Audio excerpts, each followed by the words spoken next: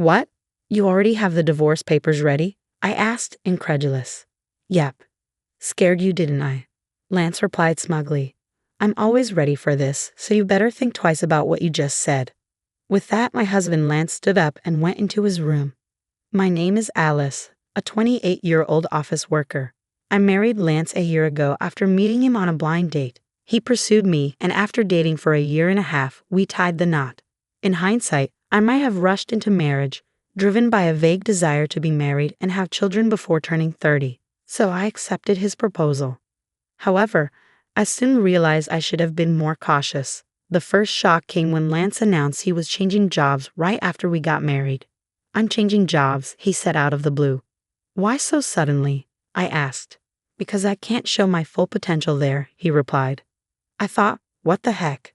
He then told me he had already submitted his resignation and would be leaving at the end of the month. He managed to switch to a job he wanted, but the salary was lower than at his previous company. At the time, I didn't mind because I was also working. But then he started pressuring me to quit my job. I would have considered it if Lance's income could cover our living expenses. However, his new job paid less. Lance kept assuring me his salary would increase soon, but there was no timeline.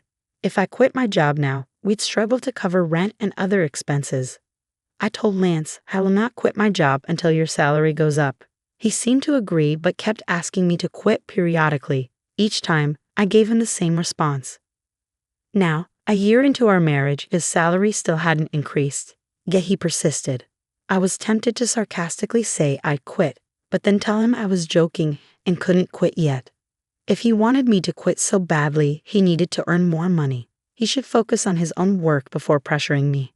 I wondered why he was so insistent and finally realized it was about his mother, Sarah. I just want to make things easier for you, Mom, Lance would say every time we visited his parents. Sarah would reply, Thank you, Lance. That's very kind of you.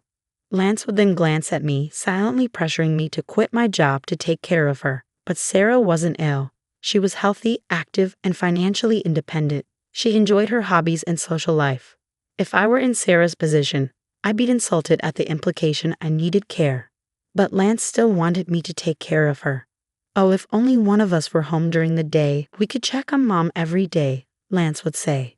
He wanted me to visit his parents' house daily. I asked him, Sarah is still in perfect health, so what do you want me to do? Lance replied softly, There are plenty of things you can do. Housework, running errands, helping her out. But with Sarah's part-time job and social activities, she isn't home much during the day, right? I countered.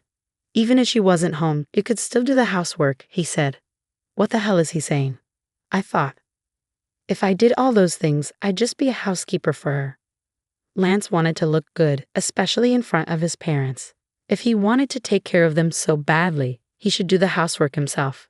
I didn't have time for Lance's petty pride, so I didn't quit my job, nor did I visit my in-laws on my days off, except during holidays like New Year's. Come to think of it, Lance often gave me orders when we visited his parents together. He'd tell me to clean up, help his mom, or run errands. But I never did anything on my own. When I would say, Don't you know more about this area than I do? In response to being asked to go to the store, he would reply, There would be no point if I do it. I never understood what he meant by that. It seemed like he just wanted to make his wife obey him and feel good about how he was taking care of his parents. Gradually, that's how I started to see Lance. Was it because he wanted to look good rather than actually caring about me?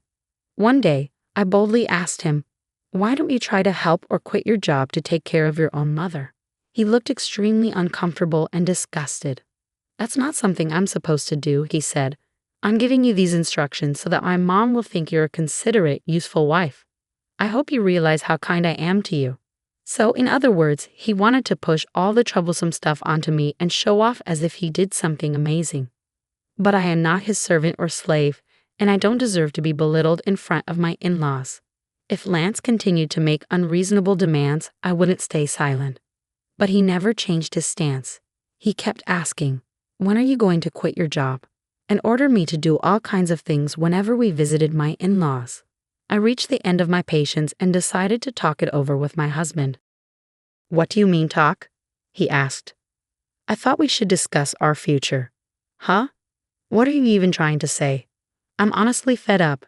I'm fed up with you asking me when I'm going to quit my job and trying to get me to take care of Sarah. Why are you fed up with that? You're my wife, and you're supposed to take care of the husband's parents. Don't you think that's a big burden for me? Isn't it your responsibility as her child to help with the housework and take care of your own parents? No way. It's the wife's duty to do so. Are you the kind of person who doesn't care about family? I'm really disappointed that you would say such a thing. Let me ask you this, how have you been taking care of my parents? If I asked you to take care of them, would you do it? Lance looked at me blankly. What are you saying? Why should a husband take care of his wife's parents? So does that mean you aren't, and won't, take care of my parents? The husband's parents and wife's parents are totally different. What difference does it make? I can't understand. Ah, I didn't know that you were this clueless. It's like I'm talking to my old boss or something. What are you trying to say?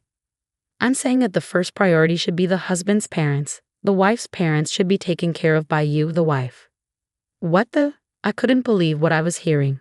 For Lance, the only family he prioritized was his own blood relatives. I'm so disgusted by you. I'm not going to your parents' house anymore. Huh. Why would you do that? Enough is enough. I'm the one who wants you to cut the crap. No way. How dare you talk back like that? My mom's right. Huh. Mom said you're a bad-behaved wife. That's why she gave me this. Lance pulled out a piece of paper from his bag. It was divorce papers. What? You already had the divorce papers ready? I was surprised, but Lance looked proud of himself. How's that? I scared you, didn't I? Because I'm ready for this at any time, so you better cool down and reflect on what you just said. With that, Lance got up and went into his room. No way. Why is Lance so selfish? His triumphant look made it clear he was using the divorce papers to threaten me into obedience. The fact that Sarah had prepared the papers confirmed my suspicion. Lance is a mama's boy, doing whatever Sarah says and trying to boss me around. I won't let him get away with this. Our marriage was already over. His lack of common sense made me even more irritated. Lance had already filled out the divorce papers and handed them to me. The witness column was signed by Sarah and his friends, so I could sign and file the divorce papers anytime I wanted. The next day, after Lance left for work, I filled out the divorce papers and submitted them to the city office. I'd also filed a notice of non-acceptance of the marriage certificate. I called my parents and explained the situation, knowing Lance might try to refile the marriage certificate if he heard about the divorce. My parents were surprised I had already filed for divorce, but were outraged by Lance's behavior. They offered to help me move my things anytime. I took a paid leave and had my parents come over to move all my stuff while Lance was at work. I decided to stay at my parents' house for a while. For the first time in a long time, I felt comfortable. Lance never did any housework. I was the one cooking, cleaning, and doing laundry, and he wanted me to take care of his parents too. It was impossible. That night, Lance called. Hello? Hey, where are you right now? I'm at my parents' house. Huh? Why the hell would you go back to your parents' house without my permission? And there's none of your stuff here. Don't tell me that you're staying the night over there. I almost laughed out loud. He really thought I was just staying over when I had taken most of my belongings with me. I moved out of the house. I'm not going back. Huh? What the hell are you talking about? Come back here and make me some food. Please prepare it on your own, I said, and hung up. I couldn't even talk to him about filing for divorce if he was going to be like this. So I decided to wait for him to come here and blocked his number. A week later, Lance finally got impatient and came to my parents' house with his parents. All three of them had grim looks. I led them into the living room, facing each other 3 versus 3. How could you be like this? I can't believe you would be gone for such a long time without my permission. Well, that's because you tried to use me as if I was your housekeeper, right? All I asked you to do was to take care of my family. My in-laws looked grim as ever. Sarah was glaring at me. Don't you dare say things like that. You always twist the truth to suit your narrative. You just force me to take care of things you don't want to do, don't you? I've told you many times that's not what I mean. What kind of wife are you when Lance is doing so much for you? Seeing Sarah speak ill of me, my father was trembling. I knew he would lose his temper if I didn't intervene. Before he could lose his temper, I repeated what Lance had said to me. Lance told me to stop working and help Sarah, saying it was my duty as his wife. But when it comes to my family, he pushed me to take care of them on my own. In the end, Lance just wants me to obey him, take care of his parents, and take credit for it. He's been saying things like how his parents are more important or that they are a priority over mine. Has Lance ever said such things in front of you? I asked Sarah. Sarah was still glaring at me, but my father-in-law, Robert, looked at Lance with a clueless expression. Apparently, Robert had not heard this story. Time to spill the tea. What I couldn't believe was that Lance brought up the divorce papers and told me it was Sarah's idea. What? Did you suggest that to Lance? Robert questioned Sarah. Well, that's because Alice has an attitude, you know. Lance, did you also say that Alice's parents aren't a priority? Oh, well, that's because it's only normal for your own parents to be more important. Don't be ridiculous. I supported you because I thought you were being mistreated, but from what I see, you're the one at fault. Don't be a coward and try to use your parents' authority to get what you want. Lance shrank down completely. Robert had said everything I wanted to say, and he apologized to us. To Alice and her parents, I am truly sorry for the trouble my stupid son has caused. I will strictly lecture him, so. Robert, you're not at fault at all, so please look up. And thank you for your kind words. But I still have one more thing to say. Lance asked, What do you mean? The divorce papers you gave me, I already filed them. We're not married anymore. What? No. Lance and Sarah both turned pale. Why did you do that without my permission? Lance demanded. You told me you could file them anytime you wanted, and you already filled out your part and had Sarah sign as a witness. Of that was, did you abolish? For what? No. Lance glanced at Robert, who was fuming. You said you used them to threaten me. I added on Lance's behalf. How can you be so stupid? Robert struck Lance on the cheek. Sarah was shaken. I sincerely apologize that you had to see that. You were right to divorce this idiot. I'm truly sorry for how Lance destroyed your marriage.